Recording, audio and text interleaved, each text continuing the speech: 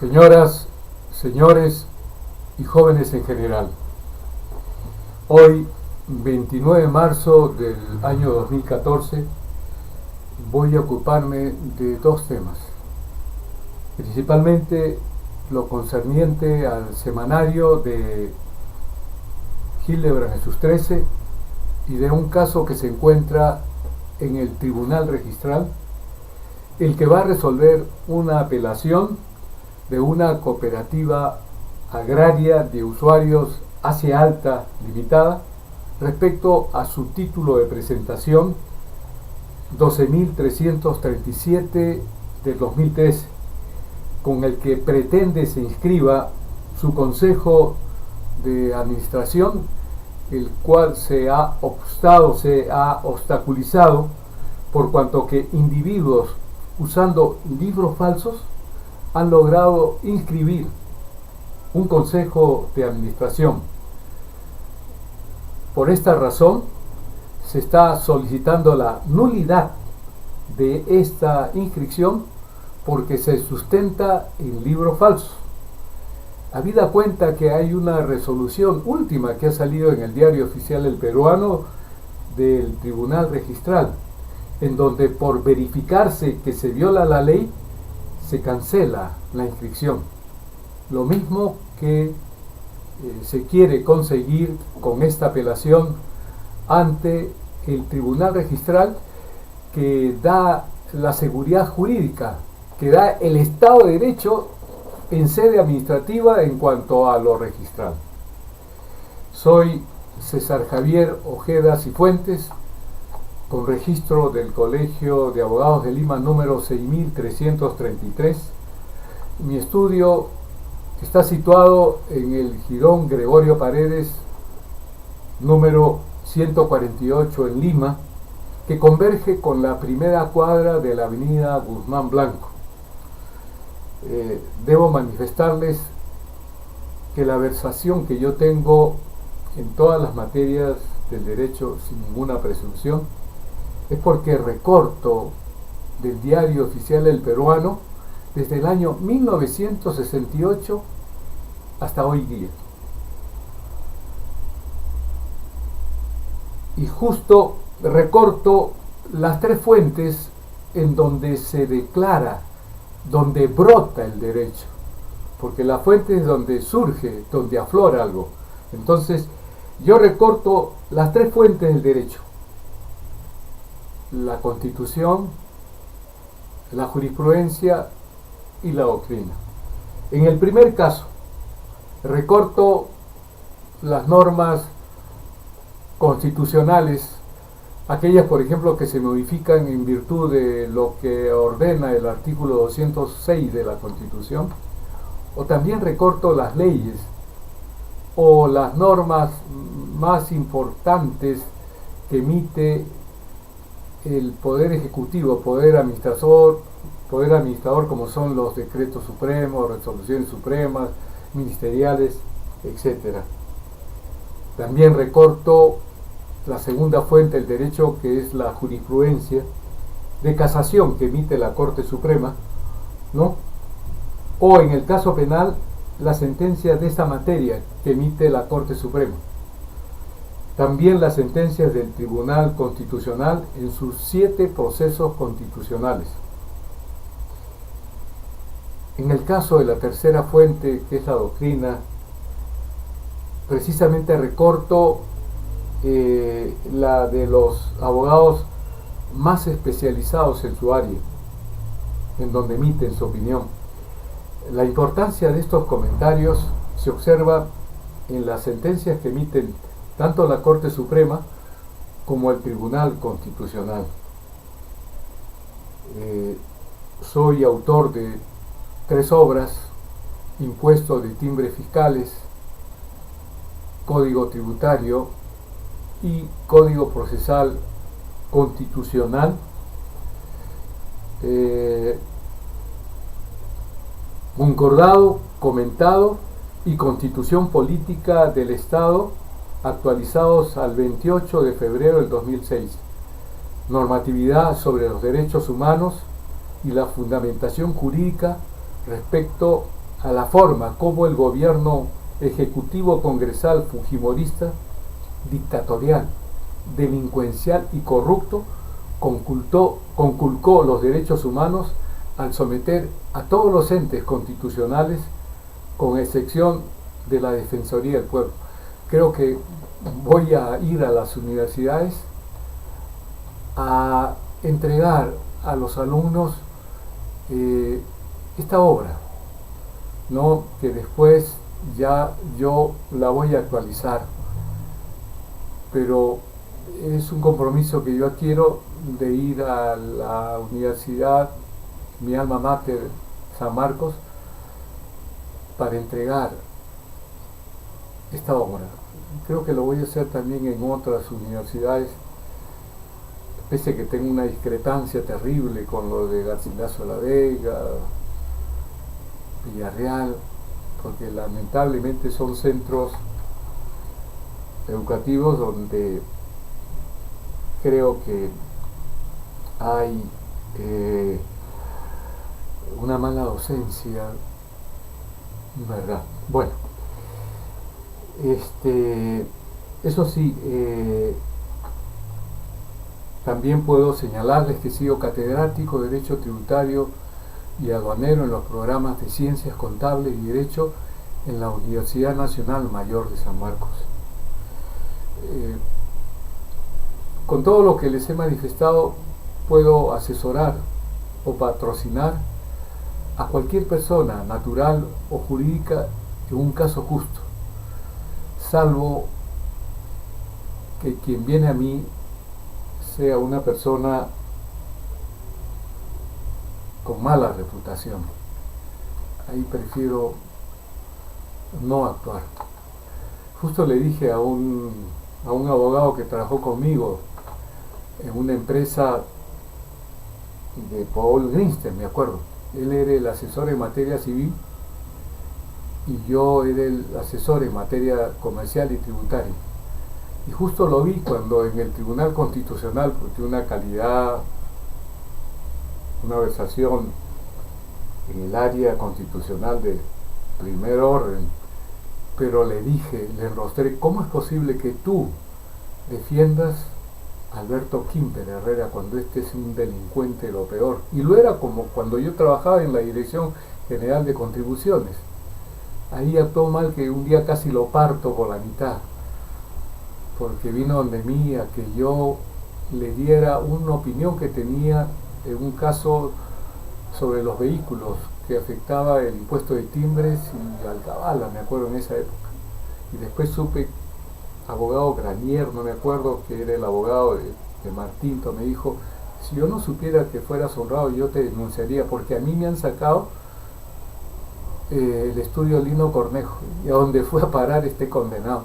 Voy a apuntar Lino Cornejo, ya me acabo de acordar. Y me dijo, me han sacado porque han dicho que ellos tienen la solución. Y la solución tú la tienes porque tú tienes ese caso. Es lo que yo le diría a Alberto Quimper. Ser un maldito desgraciado este condenado, ¿no? Y asesor tributario de otro condenado, de Alan Babá, de Alan García Pérez. Es decir, bueno. En cuanto al primer asunto de mi programa, previamente debo manifestar a César Hildebrand Pérez Treviño, que no es de hombres lanzar una frase ofensiva a una mujer, salvo que ésta sea una delincuente, ¿no? Probadazo, ¿no? Como el caso de Blanca Nelia Colán, los casos que denunció Vladimiro Montesinos Torres, de que le había dado $20,000 a Marta Chávez, a Luz Salgado y a la otra Ocampo, no me acuerdo, y después al otro, Rolando Reati, $3,000, ¿no? Y eso lo hizo cuando prestó su declaración sin ninguna presión, sin ninguna amenaza, ante el juzgado penal en la base naval, ¿no? Y esto fue confirmado, ¿no? Por el abogado Huertas, por Matilde Pinchi Pinchi, pero no le pasó nada a Marta Chávez. ¿Por qué? Porque hay jueces de lo peor, fiscales de lo peor.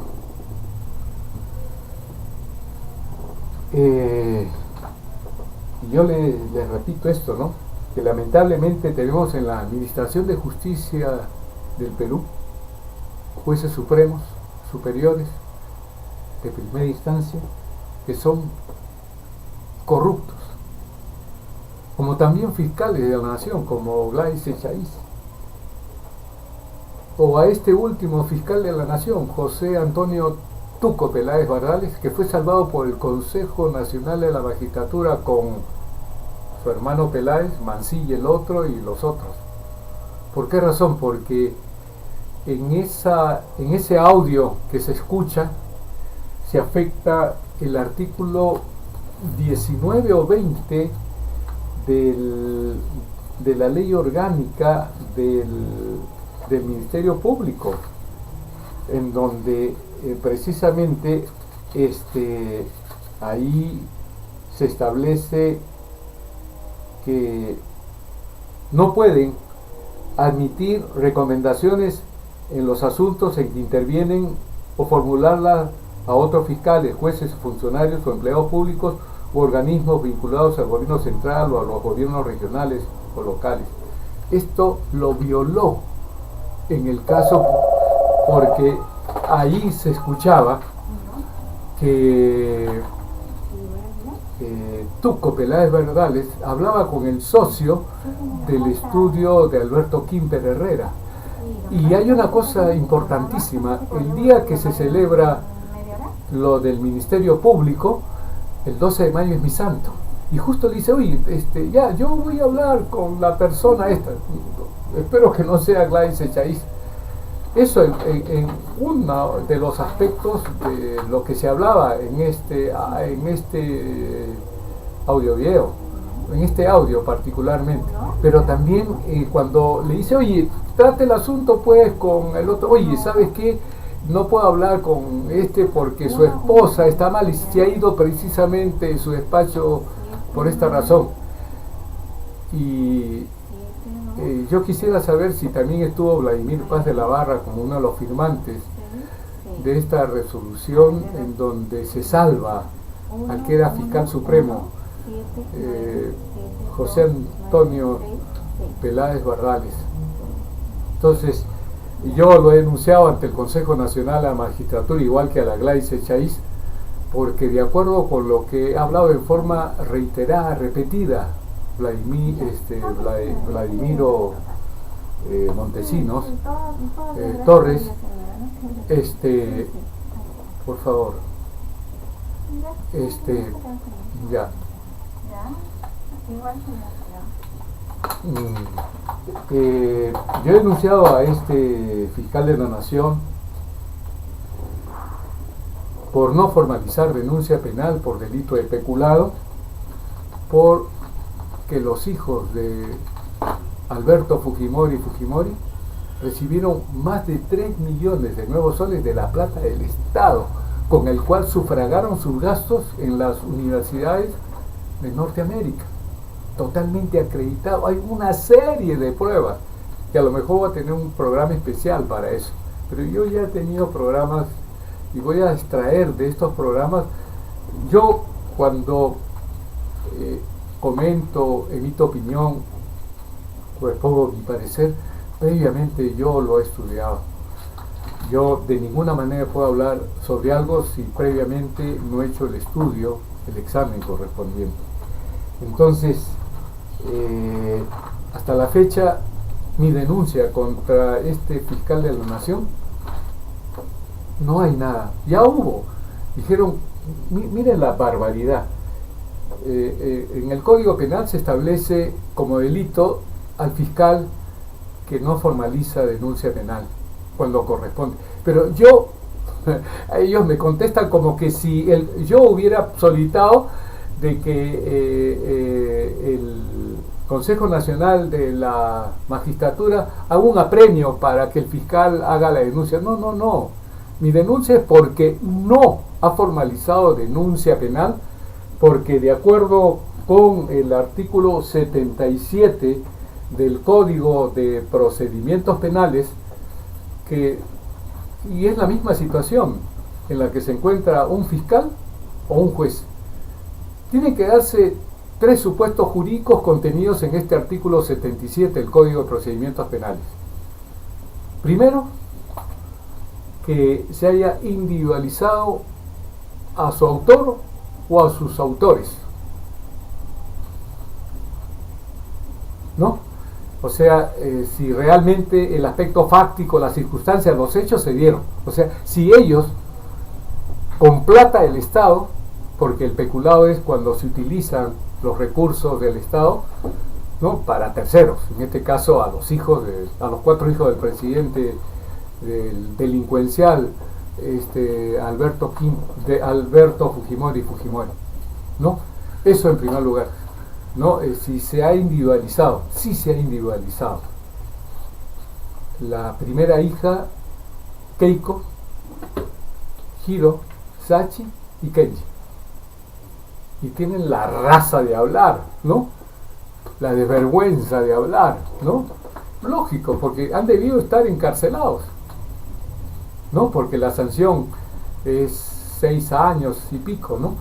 Entonces, yo le digo, ¿no?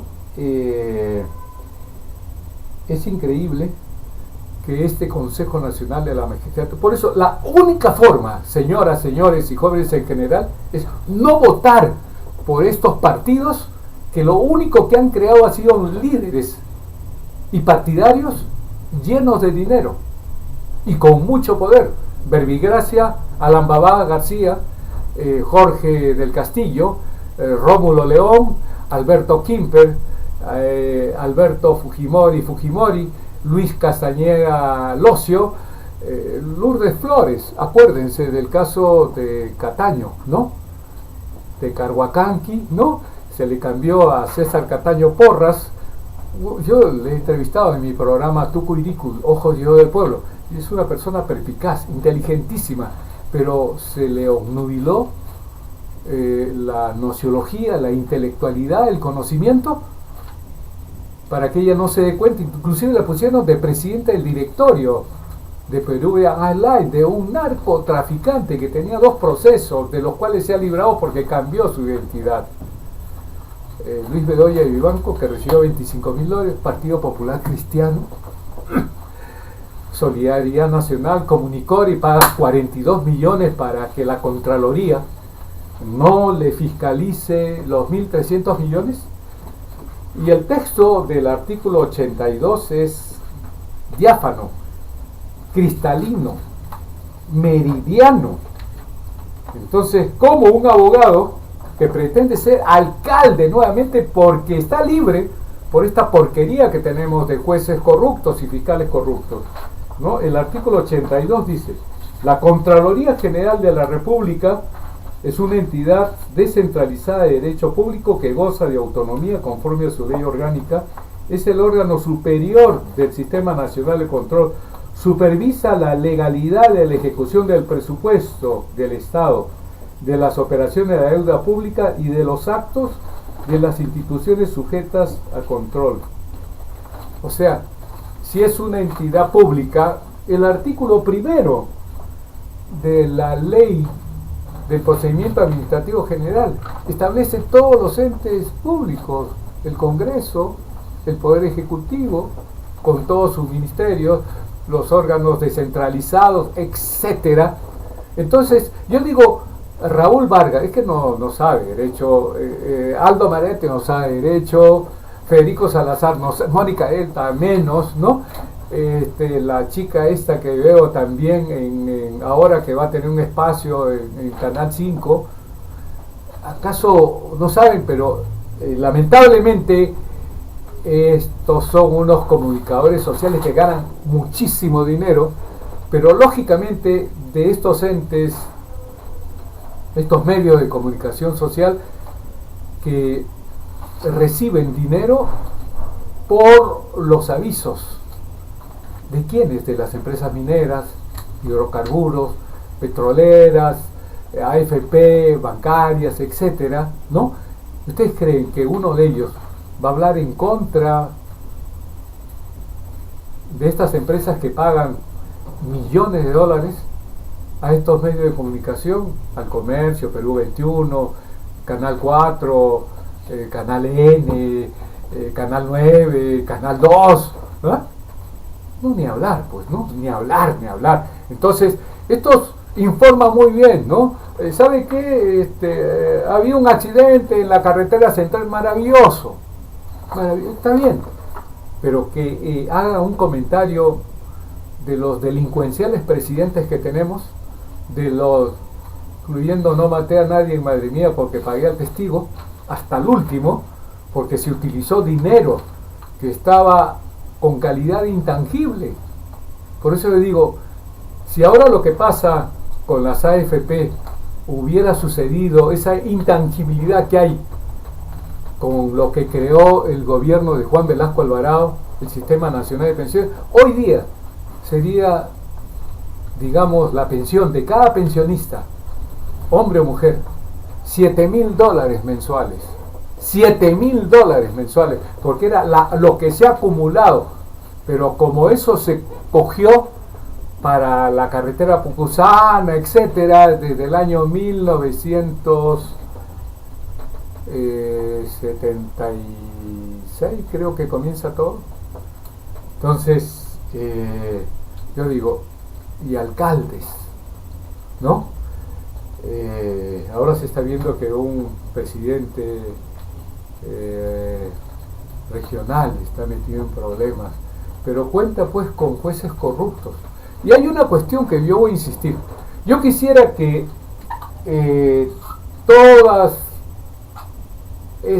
que ustedes, señoras, señores y jóvenes en general, no voten por ningún partido aprista, fujimorista, Solidaridad Nacional, Partido Popular Cristiano, Acción Popular, Alianza para el Progreso, Perú Posible, nacionalistas, Verbigracia, por ejemplo. Imagínense, Zenaida Uribe, promotora de un centro educativo y era miembro de la Comisión de Educación. O sea, un conflicto de intereses. Espero que el señor Lai,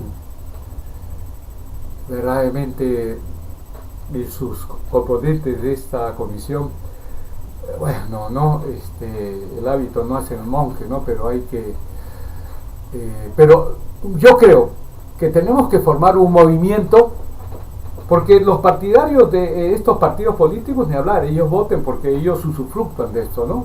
Ellos gozan de una serie de beneficios si sale su partido, pero debe estar al frente una masividad de ciudadanos y ciudadanas que no participen de estos partidos políticos y sean los que puedan, por ejemplo, decir una nueva constitución, o hay que alterar, modificar, mutar la constitución de tal manera que con esa ley que dieron los apristas, que derogó la norma por la cual el Contralor General de la República podía levantar el secreto bancario. ¿Se imaginan ustedes los presidentes de la República, los presidentes regionales, los ministros, los congresistas, los jueces, los fiscales? Se levanta el secreto bancario, ¿cuántos estarían presos ahora? ¿Cuántos? Porque eso no lo salva a nadie. Yo quisiera sinceramente, y lo voy a proponer a este Frente Amplio o a esta organización que se cree, y ya también hay que parar mientes, hay que considerar, hay que tener en cuenta que no vaya a ser que en este Frente Amplio haya un lobo disfrazado de cordero. A mí me ha pasado en el caso de Perú Posible, ¿no? Pucha, que ahí había una escuela donde aparentemente uno de los 3 que conformaban esta escuela, uno de ellos hacía subir hasta 2 horas un cerro en nombre de Dios, y el otro abogado. Los dos han resultado con problemas Perú 21 en una empresa estatal. Uno quería sacar 30,000 soles y el otro hacer que el gerente general se llevara 65,000 nuevos soles, que estaban totalmente prohibidos, vedados, proscritos por la ley de presupuesto. y contando con un fiscal de la anticorrupción, Jorge ni sé cuántos, pudieron ser salvados. Eso también, por Dios. Yo quisiera que este movimiento sea para crear una, pero eso sí, he visto que en el periódico El Dioses se le imputa que se ha ganado 50 millones. Yo podría estar de acuerdo con Maduro, que dio una ley por medio de la cual solamente puede haber para los inversionistas 20% de ganancia. Por eso han salido toditos los hijos de estos que se benefician, de estos inversores, ¿no?, a las calles de Venezuela. No ha salido la masa popular, y podría salir, ¿no?, porque los judas están en varios sitios.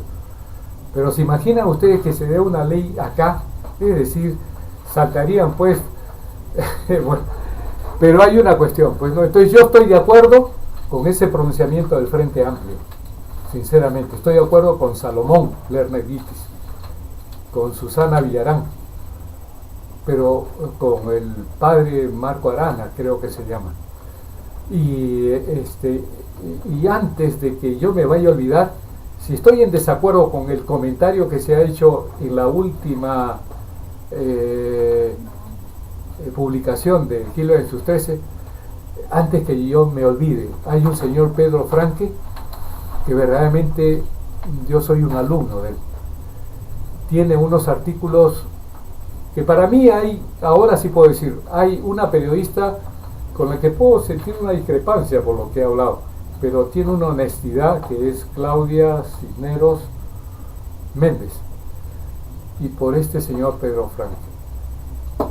Yo no hace, por eso yo digo siempre, en mi familia, a mis amigos, y lo voy a decir en una reunión, y lo he dicho en una reunión de mis compañeros de promoción del colegio, lo he dicho en la universidad me conocen, porque cuando yo era alumno, yo decía, profesor, aquí están copiando, y me trompeaba con lo que, oye, ¿por qué te metes? Porque nunca he tenido problemas para nada. Y cuando he sido catedrático, una vez, tenía 169 alumnos, me acuerdo, y yo dije, bueno, 2 horas de examen, pero eso sí, su lapicero y sus hojas. Y había creo un coronel de la Guardia Civil, me dijo, oiga, yo soy coronel de la Guardia Civil, yo le doy 30 segundos, yo he dicho todas las cosas arriba, 29, lo subió, y al minuto creo que le anulé una prueba, tuve 168 momias ahí, porque así era yo, porque para mí hay 2 cosas que he aprendido, que es tener una posición sumamente concentrada por respeto a la iglesia y al trabajo. En la universidad también es otro sitio donde para mí ha sido sagrado.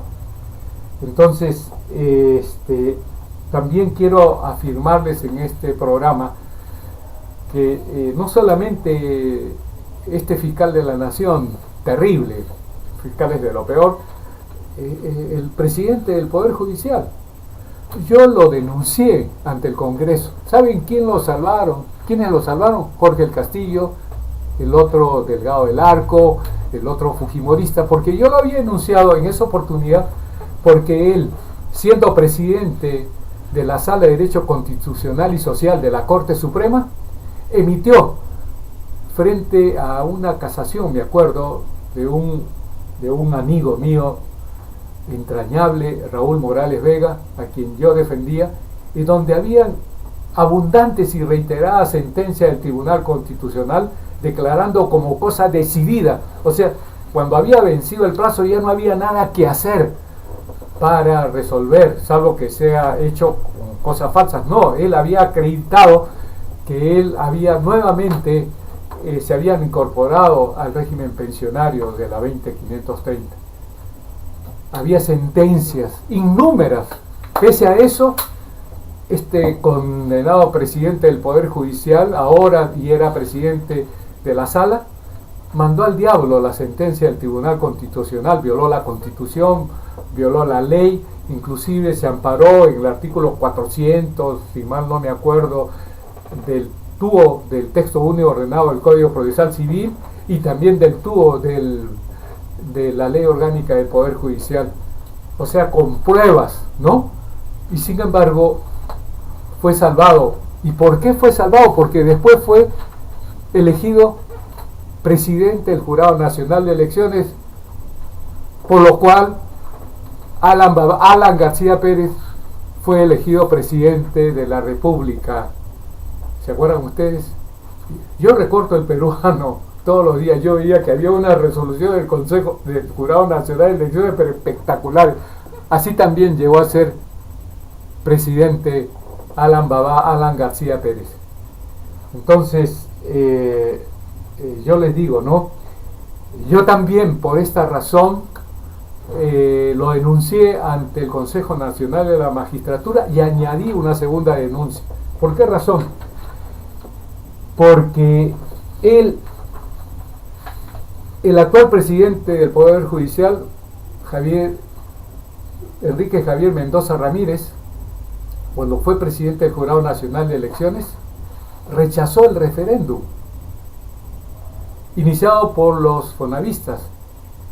Y lo más grave es que ya había una primera iniciativa legislativa donde yo tuve el honor de emitir opinión, y a los pocos días salió la ley 27.677, ley del uso de los recursos de la liquidación del FONAVI, publicado en el Diario del Peruano el 2 de marzo del 2002. Inclusive ahí me encontré que la iniciativa legislativa del congresista Javier Barrón Cebrecos, esa que acompañó para que en un audio decía para ver si modificaba apoyo lo que había establecido, era igualita a la iniciativa de los fonavistas. Increíble. Hasta en las fallas ortográficas. Y yo lo dije en mi informe, que alcancé con lo que a los pocos días se dio la ley. O sea, yo tenía un conocimiento terrible sobre esto, y que este presidente del Jurado Nacional de Elecciones, uniéndose a Alan Babá García como presidente del Perú, decía: no hay referéndum porque es un asunto tributario. De tributario solamente era que era una contribución, pero ¿por qué razón se declaró procedente esa acción de inconstitucionalidad de los fonavistas? Porque el otro delincuente, Alberto Fujimori, había dado una ley en cuyo punto 6.2 de la ley 26.000 y pico, ¿no? Se determinaba que se transferían estos fondos al Ministerio de Economía y Finanzas. O sea, era un asunto de propiedad, que inclusive está normado, si mal no me acuerdo, en el artículo 70 de la Constitución, ¿no? Entonces, no era un asunto tributario. Entonces, con la inteligencia, con la nociología jurídica, con la sapiencia, el saber que tiene este vocal supremo, ¿no?, de que se estaba acá afectando el derecho de propiedad de los fonavistas, porque su dinero, ¿no? Inclusive yo dije, en la parte que correspondía a la contribución hecha por los empleadores, yo dije que de ninguna manera eso podía conformar el fondo de los fonavistas, porque tendría que cada uno de los empleadores dar un poder, no para ni hablar. Entonces mi informe en ese sentido sí fue terminante, lapidario, como dice en esta revista el comentarista que ya voy a indicar. Entonces, yo hago mi denuncia ante el Consejo con estos dos hechos terribles de corrupción, de transgresión de la Constitución, de la ley. Y ustedes saben que solamente el Consejo Nacional de la Magistratura, con el hermano del fiscal de la Nación, Mancilla, nunca se ha pronunciado. O sea, parece de nulidad insalvable. Espero que cuando venga este movimiento amplio, lo primero que tengamos que hacer es extirpar a estos corruptos, iniciarles un proceso, y no solamente va a votarse lo constitucional, tiene que trascender a lo penal, porque eso es lo que han cometido ellos en el ejercicio de sus funciones. ¿no? Entonces, volviendo a este punto y terminando quizás en forma reiterativa con no pueden votar por Acción Popular. Acuérdense que Raúl Díez Canseco, ese que permitió que el padre de la mujer que tiene, ¿no? Ganara 4 millones de soles. Esto era un robo. Solamente se le permitió la renuncia, pero debió haber sido inhabilitado y ahora ha sido acogido en Acción Popular. Y no me hablen de Javier Díaz Orihuela, que yo defendía a los trabajadores que fueron encarcelados cuando compraron en el tiempo de Belaúnde el Instituto Sanitas por 2.500 millones y costaba en libros 4.800. Y yo le dije a Domínguez, al general Domínguez, que estaba de jefe de la policía fiscal, que tenía apresado, y me llamó uno que fue igual que yo, inspector, porque había sido encarcelado. Yo dije, señor general, usted debe apresar a los que han comprado. Uno de ellos que fue salvado por el que fue catedrático en Derecho Comercial, tengo ahí su libro, él lo libró porque no estaba dentro del libro de transferencia de acciones, pero él fue notificado la Dirección General de la Entidad de Contribuciones Tributaria y el Banco de la Nación, que él era uno de los socios, pero fue liberado. Entonces, ¿de qué moral me hablan si hablo también de, por ejemplo, de Pedro Pablo Kuczynski más, siendo presidente del ENOR 5 años, cuando fue primer ministro y ministro de Economía en el tiempo de Alejandro, de Perú Posible, por Dios, permitió que no recuperara el Estado más de 1.000 millones, el que dijo que iba a renunciar a su ciudadanía norteamericana. Ustedes, ciudadanos peruanos, ¿podían votar por este señor? Por no, en mi familia me dice, por favor, contén tus locuciones, tus términos, tus voces, tus palabras, ¿verdad?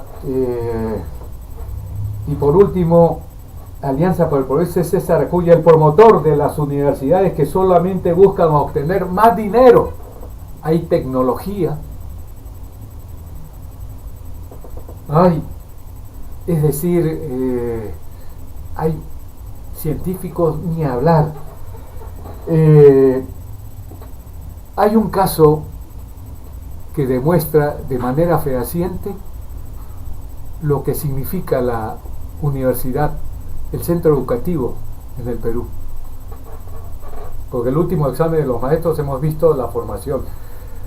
50 millones en los años 2011, 2012 y 2013 ha ganado el rector Cervantes, no sé cómo se llama, de la Universidad Garcilaso de la Vega. Si puedo hablar de otros también, pero 50 millones de nuevos soles. Y lo que es más grave, el artículo 19 de la Constitución establece la exoneración tributaria. Esto también tiene que ser modificado, pero por ustedes ciudadanas, que no van a votar en ningún caso jamás por estos partidos políticos. Que voten sus partidarios, no importa, pero ustedes no.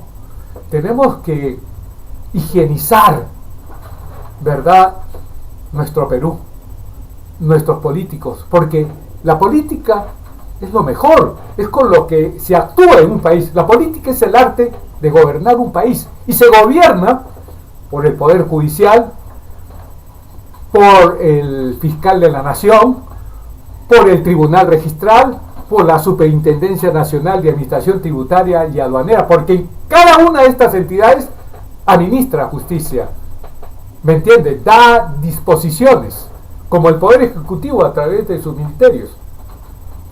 Entonces, la política es el arte de gobernar un país dictando leyes que lo dictan todas estas entidades en su marco, haciéndolas cumplir. Se cumplen las leyes por lo general por los grandazos, por las empresas estas, ¿no? Como habla el señor Pedro Franque, un economista de primera, que dice, ellos pueden destrozar una laguna. ¿Alguien los sanciona por afectar el hábitat, el medio ambiente? Lo que quiere hacer el condenado mentiroso de Ollanta Moisés Humala Tazo y Nadine Heredia Alarcón, un par de mentirosos que le prometieron a los cajamarquinos cuando querían que sea presidente. Yo voy a defenderlos, Mendaz, así como yo publiqué un artículo contra Alan Babá García, un expresidente Mendaz, en el Perú el 16 de agosto de 1991. Ya no tengo la oportunidad de hacerlo en un periódico, pero sí en este espacio jurídico Tucuricuy, ojos y oídos del pueblo. Ollanta Humala, eres un mentiroso de lo peor, y si te procesan vas a estar en una situación delincuencial, ¿verdad? Pero que te procesen, bueno, primero tiene que terminar tu mandato, eso sí, pero una vez que termine vas a ser pasible de un proceso. Bueno, volviendo al punto, el semanario Hildebrand en sus 13, en su edición 195 del 28 de marzo del 2014, del periodista César Hildebrand Pérez Treviño, se presenta en su primera página, o sea, en su carátula, una mentira. ¿Por qué razón? Una mentira, una burla. Usted, señor César Hildebrand, se está burlando de nosotros, se está burlando de los peruanos y de las peruanas, que tenemos un promedio medio de intelectualidad e inteligencia, porque en esta caricatura del expresidente del Perú, Alan García, que se encuentra dentro de una letrina o retrete, y al lado se indica algo inexacto, ya que se señala textualmente: le llegó su Waterloo. El informe final de la mega comisión sobre los narcoindultos es lapidario, contundente y ajustado a la ley y a la Constitución. Páginas 2, 3, 4, 5, 6, 7. Pero las páginas 2 y 3 se refieren, como dice el titular de estas dos páginas, a los búfalos de ayer y de hoy. En la página 4 solo aparece la misma carátula, o sea, con Alan Babá García, ¿no?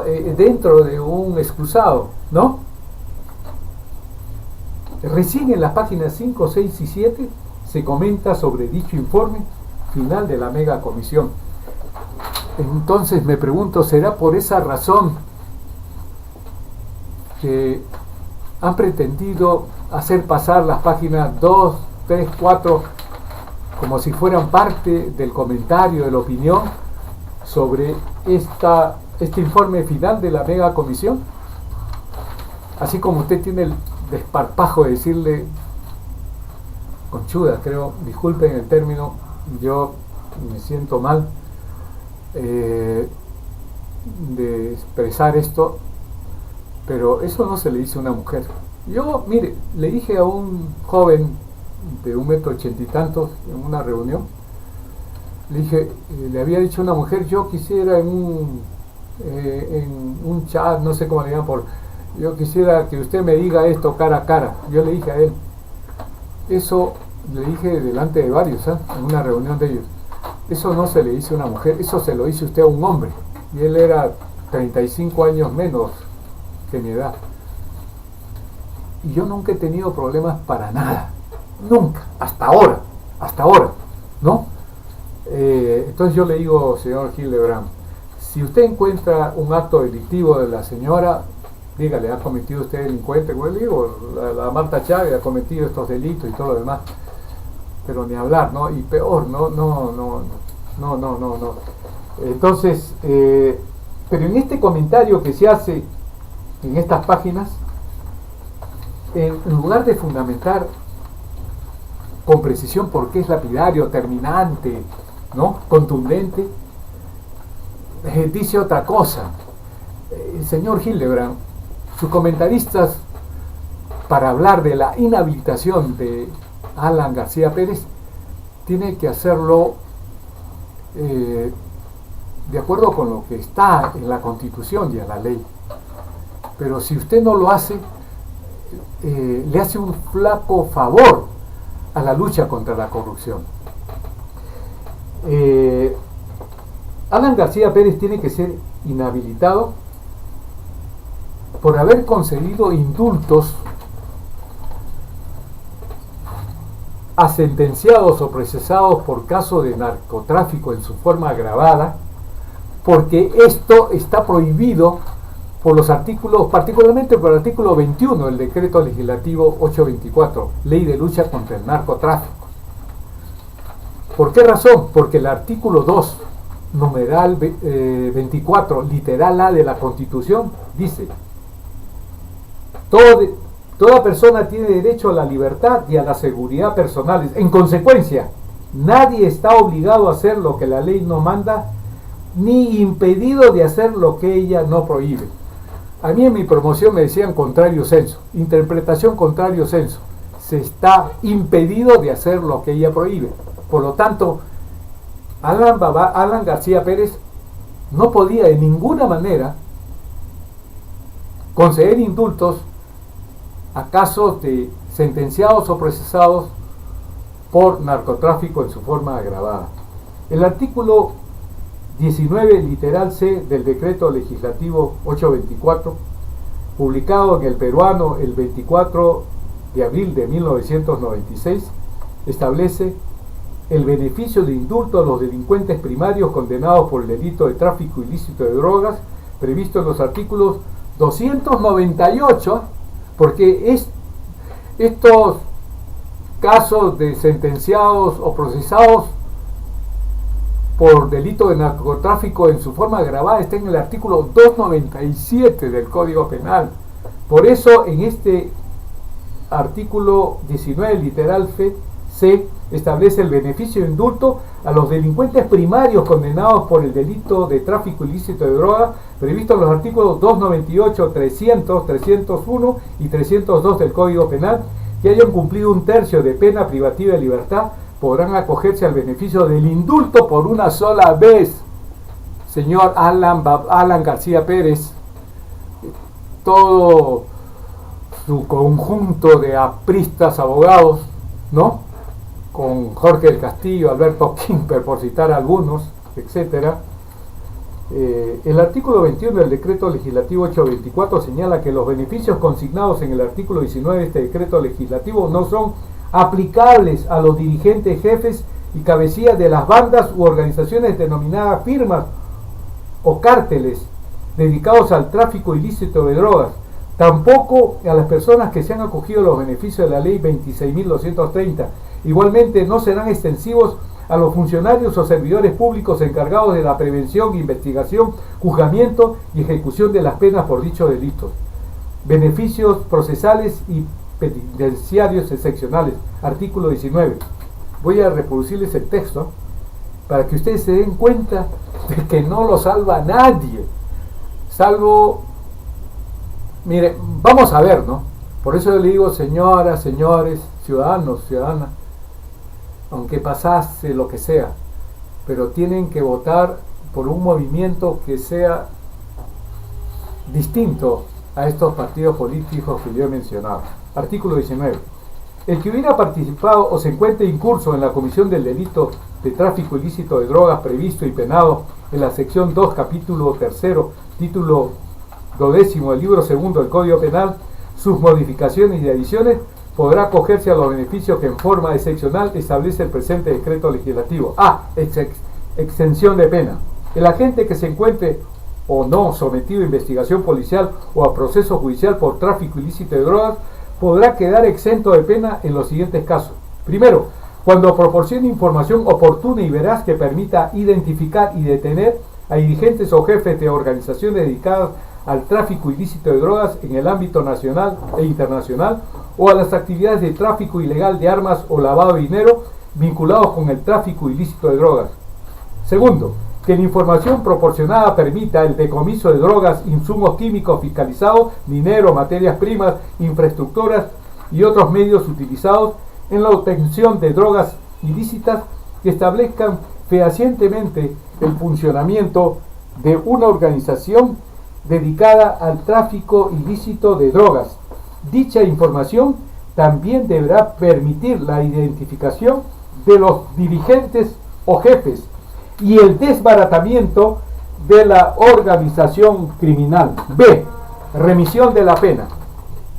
El interno que se encuentra cumpliendo la condena impuesta mediante sentencia firme y ejecutoriada por el delito de tráfico ilícito de drogas, previsto y penado en el artículo 296 del Código Penal, no ven cómo no tocan al artículo 297, así como por los delitos de lavado de dinero y tráfico ilegal de armas, podrá acogerse al beneficio de la remisión de la pena por el resto de la condena que le falta cumplir cuando se den los presupuestos establecidos en los apartados 1 y 2 de la letra A precedente. Remisión quiere decir, ya es una forma de extinción. Y ejecutoriada es cuando ya está, ya no admite otra instancia, ya queda firme, ¿no? Y C, indulto, que es la parte principal. Los delincuentes primarios condenados por el delito de tráfico ilícito de drogas previsto en los artículos 298, no 297, 300, 301 y 302 del Código Penal, que hayan cumplido un tercio de pena privativa de libertad, podrán acogerse al beneficio del indulto por una sola vez. Para los efectos dispuestos en los incisos A y B del presente artículo, se considera dirigente, jefe o cabecilla de firmas, cárteles y organizaciones dedicadas al tráfico ilícito de drogas en el ámbito nacional e internacional, del lavado de dinero, del tráfico ilegal de armas, de la comercialización ilegal de insumos químicos fiscalizados, aquellas personas que se encuentren registradas o sean identificadas como tales por la Policía Nacional, el Ministerio Público y los organismos de inteligencia especializados en la materia. Artículo 20. La información que se menciona en los apartados A y B del artículo precedente será proporcionada voluntariamente ante la autoridad policial en forma secreta y con la presencia obligatoria de un representante del Ministerio Público o ante el magistrado que tiene a su cargo el proceso judicial. En el caso del apartado B, la información será proporcionada ante la sala penal que expidió la sentencia correspondiente. En todos los casos se adoptarán las medidas de seguridad siguientes. La identidad del peticionario se mantendrá en secreto. Se le asignará una clave que se utilizará durante la secuela del procedimiento establecido en el presente decreto legislativo. En tanto duren los trámites de exención y remisión de la pena y con la finalidad de cautelar la integridad física y la vida de los peticionarios, estos serán trasladados a centros especiales de reclusión que para el efecto fija el Ministerio de Justicia en coordinación con el Ministerio del Interior. Se les proporcionará una identidad ficticia. Artículo 21. Escuchen, los beneficios consignados en el artículo 19 del presente decreto legislativo no son aplicables a los dirigentes, jefes y cabecillas de las bandas u organizaciones denominadas firmas o cárteles dedicados al tráfico ilícito de drogas, tampoco a las personas que se han acogido a los beneficios de la ley 26.320. Bueno, como ustedes podrán apreciar, en el decreto legislativo 824 se hace referencia a los delitos que están comprendidos en los artículos 298, 300, 301 y 302 del Código Penal, ya que el artículo 297 del Código Penal, modificado por el artículo 2 del decreto legislativo 982, publicado en el Diario Oficial del Peruano el 22 de julio de 2007, norma las formas agravadas del narcotráfico en la forma que a continuación se transcribe. Artículo 297. Formas agravadas. La pena privativa de libertad no menor será privativa de libertad no menor de 15 ni mayor de 25 años, de 180 a 375 días multa e inhabilitación conforme al artículo 36, incisos 1, 2, 4, 5 y 8, cuando, primero, el agente comete el hecho abusando del ejercicio de la función pública. Segundo, el agente tiene la profesión de educador o se desempeña como tal en cualquiera de los niveles de enseñanza. Tercero, el agente es médico, farmacéutico, químico, odontólogo o ejerce otra profesión sanitaria. Cuarto, el hecho es cometido en el interior o inmediaciones de un establecimiento de enseñanza, centro asistencial de salud, recinto deportivo, lugar de detención o reclusión. Quinto, el agente vende drogas a menores de edad o los utiliza para la venta o emplea a una persona inimputable. Ahí, en este artículo sexto, No lo salva nadie, Alan Babá García Pérez. El hecho es cometido por 3 o más personas o en calidad de integrante de una organización dedicada al tráfico ilícito de drogas o que se dedica a la comercialización de insumos para su elaboración. En los indultos que él ha concedido, hay un montón de estos sentenciados o procesados, en este caso del numeral 6. Y aquí ya, pues ya, esta es la tapa, pues ya, con esto ya no hay nada que hacer. El séptimo, la forma agravada, cuando la droga a comercializarse o comercializada excede las siguientes cantidades: 20 kilogramos de pasta básica de cocaína, 10 kilogramos de clorhidrato de cocaína, 5 kilogramos de látex de opio o 500 gramos de sus derivados y 100 kilogramos de marihuana o 2 kilogramos de sus derivados o 15 gramos de éxtasis conteniendo metil-N-dioximetanfetamina, MDA, metil-N-dioximetanfetamina, MDMA, metanfetamina o sustancias análogas. La pena será privativa de libertad no menor de 25 ni mayor de 35 años cuando el agente actúa como jefe, dirigente o cabecilla de una organización dedicada al tráfico ilícito de drogas o insumos para su elaboración. Igual pena se aplicará a la gente que se vale del tráfico ilícito de drogas para financiar actividades terroristas. Entonces, nosotros ya hemos escuchado el tenor del artículo 2, numeral 24, literal A de la Constitución, que ordena que se está impedido de lo que la ley prohíbe, por lo que habiendo el expresidente aprista Alan García Pérez concedido indultos a procesados o sentenciados por casos de narcotráfico en su forma agravada, que están prohibidos por la ley, o sea, por el decreto legislativo 824, tenemos que este expresidente del Perú tiene que ser inhabilitado. Yo creo que se habría, como en los Estados Unidos, que habría miles de años de sanción, ¿no? Porque ha violado la Constitución que le prohíbe conceder indultos en los casos de narcotráfico en su forma agravada, no, ni hablar, pues, ¿no? Entonces,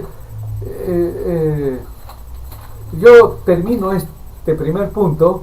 Señor Hildebrand, por favor, no ponga un artículo donde se comente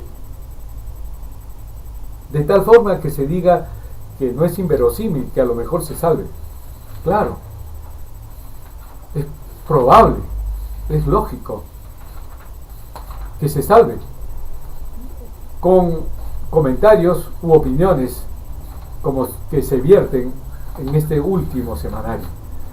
Ahí donde yo sí debo rescatar a un señor Pedro Franque, que sí soy un lector. En alguna oportunidad voy a tratar de invitar a las personas que yo, aparte de los buenos políticos.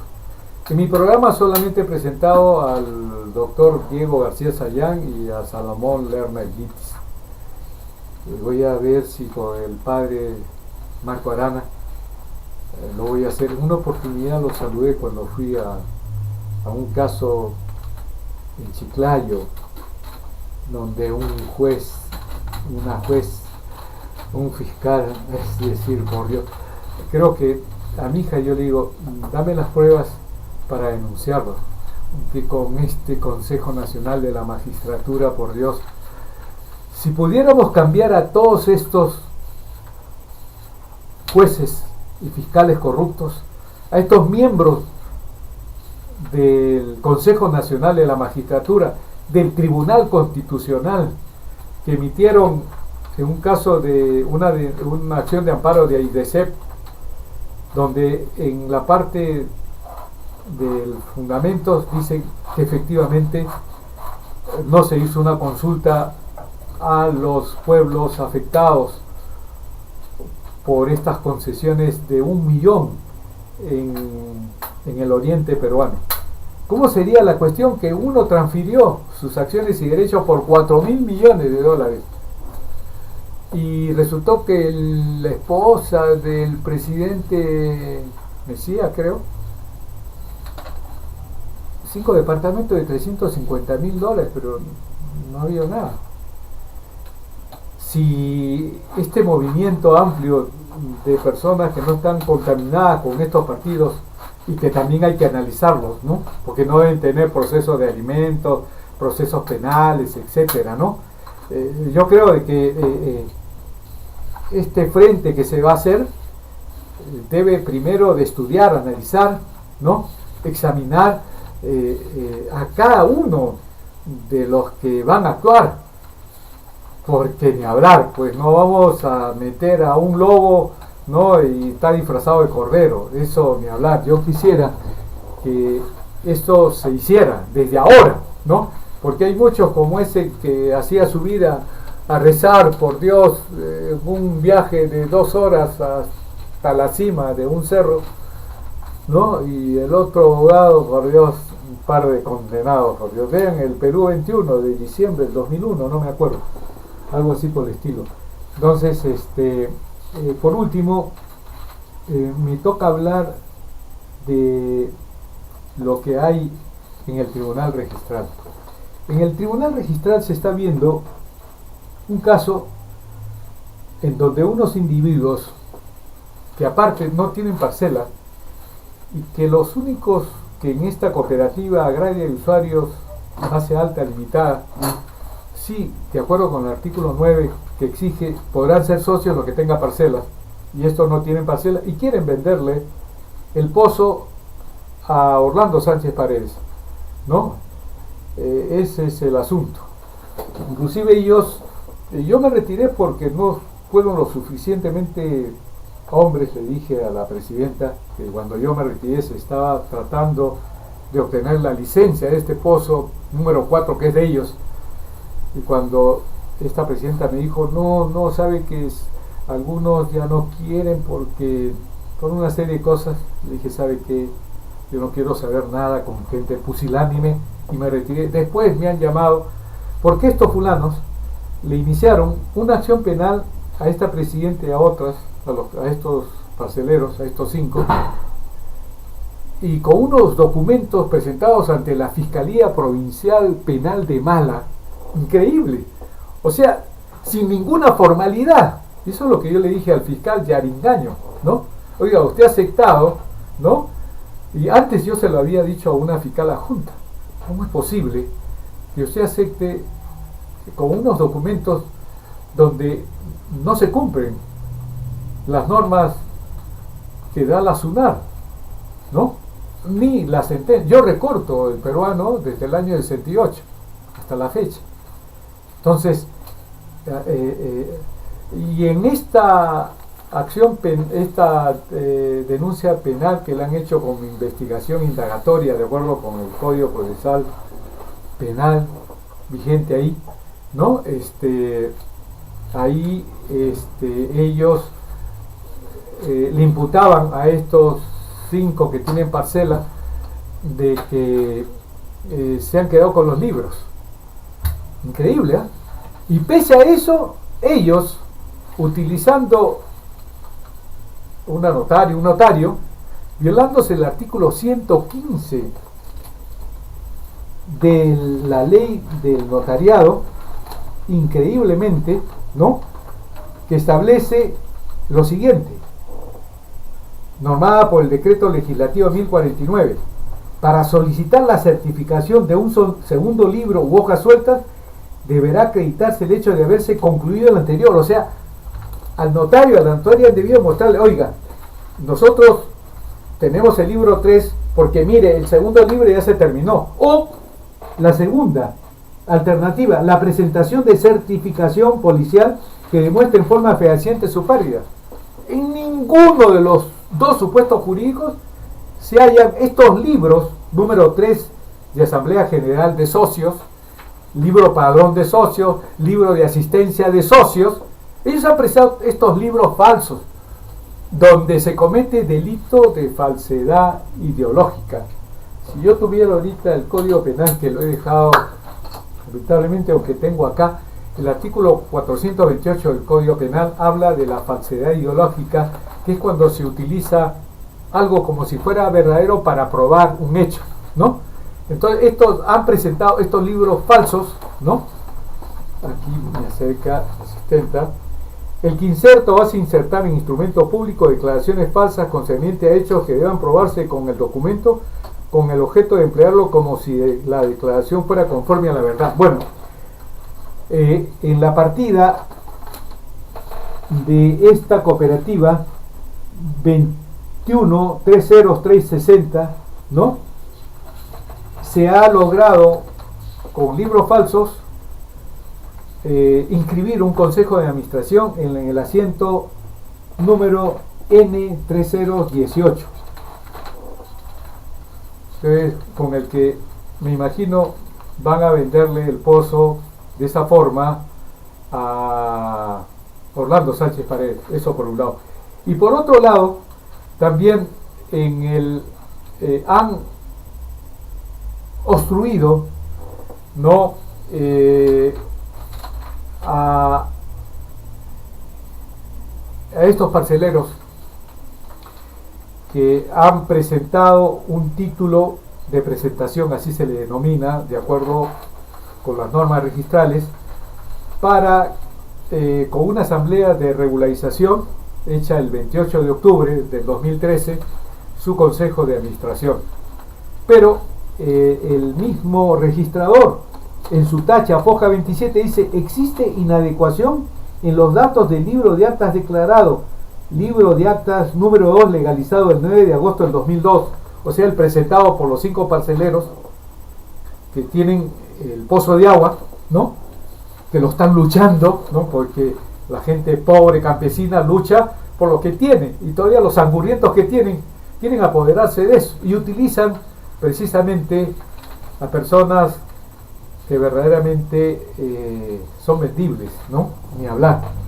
Y dice este registrador, y respecto del que aparece en el último asiento, o sea, el asiento ese número 3018, vinculado, libro de actas número 3, legalizado el 16 de septiembre del 2013. Cuando hay un libro 2 legalizado el 9 de agosto del 2002, con el que se ha celebrado una asamblea general de regularización de acuerdo con la jurisprudencia de observancia obligatoria en los registros públicos, ¿no? Que señala una serie de requisitos, ¿no? Entonces, se ha tachado, ¿no? Porque hay pues una inscripción de un consejo de administración. Pero yo he presentado un recurso de apelación y también he presentado este viernes al Tribunal Registral un escrito en donde yo digo que se debe declarar la nulidad de oficio, ¿no? Que no se puede declarar por el organismo superior jerárquico cuando se ha vencido el plazo de un año. Se tiene un plazo de un año para ejercitar esta acción de nulidad de oficio, ¿no? Pero si se pasa de este término, de este plazo, hay que ir al contencioso administrativo. Pero como se está dentro de este plazo del año, porque recién ellos han logrado suscripción en octubre, ¿no? Entonces, voy a decirles lo que dice este artículo 202 de la Ley del Procedimiento Administrativo General, número 27.444. 202.1. En cualquiera de los casos enumerados en el artículo 10, en el artículo 10 de la Ley del Procedimiento Administrativo General, gracias que ahora me alcanzan, el texto es diáfano, meridiano, cristalino.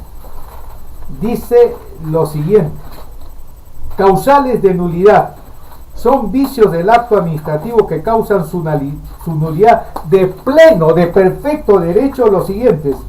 Numeral primero: la contravención a la Constitución, a las leyes o a las normas reglamentarias. Aquí, en este asiento vinculado que lo llama el registrador, que impide, ¿no?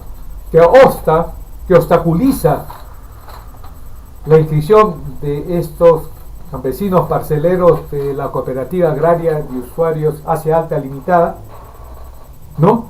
Este libro número 3 que ellos han presentado para lograr su inscripción ha violado el artículo 115 de la Ley del Notariado, normado por el Decreto Legislativo 1049. Es un libro número 3 cuando hay un número 2. Y aparte hay un libro de asistencia de socios, hay un libro de padrón de socios. O sea, la violación de la ley es múltiple. Y todavía ellos presentaron como un hecho preexistente ante la Fiscalía Provincial Penal de Mala, ¿no? Una acción penal de apropiación ilícita contra estos 5 parceleros. Entonces, no hay la menor duda. Yo he presentado inclusive un escrito que se ha presentado al fiscal provincial penal de Mala, ¿no? En ese sentido. Entonces, continúo. 202.1, ya vacunará. En cualquiera de los casos enumerados en el artículo 10, puede declararse de oficio la nulidad de los actos administrativos, aun cuando hayan quedado firmes, siempre que agravien el interés público. Si yo saco, por ejemplo, el artículo 5, que no lo he puesto en este escrito, pero entiendo que el Tribunal Registral tiene pues también un conocimiento pleno, dice: es nulo el acto jurídico contrario a las leyes que interesan al orden público o a las buenas costumbres. Una norma de la ley del notariado es una norma de orden público. Entonces, el artículo 202 dice: la nulidad de oficio solo puede ser declarada por el funcionario jerárquico superior al que expidió el acto que se invalida. El acto que se está pretendiendo invalidar a través de esta apelación al Tribunal Registral, que es el organismo jerárquico superior al registrador, ¿no? Encaja dentro de los supuestos jurídicos de este artículo 202, numeral 2. La nulidad de oficio solo puede ser declarada por el funcionario jerárquico superior al que expidió el acto que se invalida. O sea, la tacha que ha formulado este registrador, porque él encuentra que hay, digamos, un acto administrativo que ha quedado firme, que es el asiento número N3018, donde se ha inscrito un consejo de administración con libros falsos, libros fraudulentos. Entonces, dice este mismo artículo 202.2, y que pare mientes el Tribunal Registral. Además de declarar la nulidad, la autoridad, o sea el Tribunal Registral, podrá resolver sobre el fondo del asunto de contarse con los elementos suficientes para ello. Cuenta con los libros, ya copia certificada que se había pedido por el registrador, porque él tuvo observaciones antes. Entonces todo lo que él pidió se hizo, pero después dijo no se puede ir, porque él ha podido hacerlo. Él ha podido hacerlo en vista de que el artículo 102 establece la nulidad de oficio, pero ni hablar, pues, ¿no? Entonces, lo reitero, además de declarar lo que dice en este segundo párrafo del artículo 202.2 de la Ley de Procedimiento Administrativo General número 27.444, además de declarar la nulidad, la autoridad podrá resolver sobre el fondo del asunto de contarse con los elementos suficientes para ello. En este caso, este extremo solo podrá ser objeto de reconsideración. Cuando no sea posible pronunciarse sobre el fondo del asunto, se dispondrá la reposición del procedimiento al momento en que el vicio se produjo. También podría ser la otra opción alternativa. 202.3. La facultad para declarar la nulidad de oficio de los actos administrativos prescribe al año, contado a partir de la fecha en que hayan quedado consentidos. Estamos dentro del año, habida cuenta que fue en octubre del 2013 cuando ha acontecido una inscripción de un consejo de administración de la Cooperativa Agraria de Usuarios Hacia Alta Limitada con libros fraudulentos. Entonces, El tribunal registral es la instancia jerárquica superior al registrador, por lo que a la sala donde se va a resolver la apelación debe declarar la nulidad teniendo en cuenta las alternativas de los supuestos jurídicos del segundo párrafo del transcrito artículo 202.2 de la Ley General del Procedimiento Administrativo número 27.444 y asimismo, considerando que los documentos falsos en que se sustente el asiento número N3018 deciden su nulidad, habida cuenta de lo que establece el artículo 32, literal D, del texto único ordenado del Reglamento General de los Registros Públicos, aprobado mediante resolución número 126-2012-SUNAR-SN, publicado en el Diario Oficial Peruano el 22 de junio del 2012. Solamente me cabe señalar, Recorte el Peruano todos los días, ha salido una resolución de la SUNAR en el sentido de considerar como precedente esa resolución del tribunal donde declaran la caducidad, si mal no me acuerdo, de un asiento porque se había violado la ley, ¿no? Creo que ese es el término, salvo que me esté equivocando ahora, pero yo también lo voy a incorporar con un escrito al tribunal registral, porque debo de hacerlo como yo lo hago, previo examen, previa lectura de lo que estoy colocando como base de la apelación contestataria formulada por el registrador de Cañete. Señoras, señores y jóvenes en general, no pueden votar por estos partidos. Podemos juntarnos y votar a estos líderes, a estos partidarios que han incurrido en delito contra la administración pública, contra el dinero del Estado, con el que el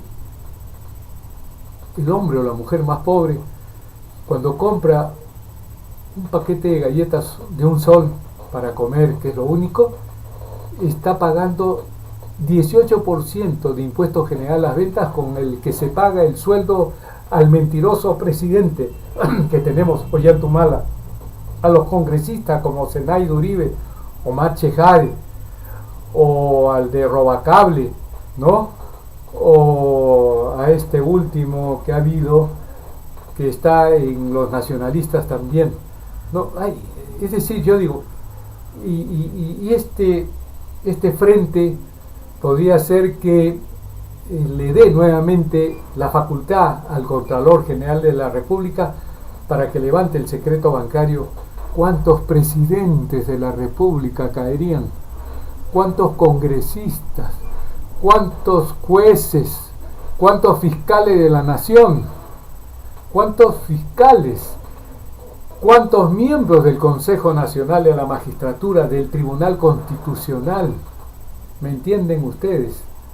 Es decir, ¿cuántos funcionarios públicos, servidores públicos, donde se encuentra que tienen un desbalance patrimonial entre lo que ellos cobran, ¿no?, y lo que tienen? Debemos de crear un movimiento diferente al de estos líderes o de estos partidarios que lo único que han hecho es convertirse en millonarios y tener un gran poder porque pueden conversar con un miembro del Jurado Nacional de Elecciones, del Tribunal Constitucional, del Poder Judicial, del Ministerio Público, del Consejo Nacional de la Magistratura. Ellos tienen acceso, por lo bajo consiguen esto.